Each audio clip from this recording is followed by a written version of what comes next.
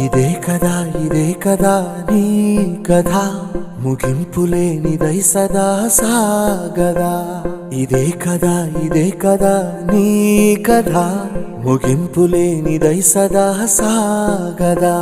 నీ కంటి రెప్పలంచున మనస్సు నిండి పొంగిన ఓ నీటి బిందువే కదా నువ్వెతుకుతున్న సంపద ఒక్కొక్క జ్ఞాపకానికి 100 ఏళ్ల ఆయువుందిగా ఇంకెన్ని ముందు వేచెనో అవన్నీ వెతుకుతూ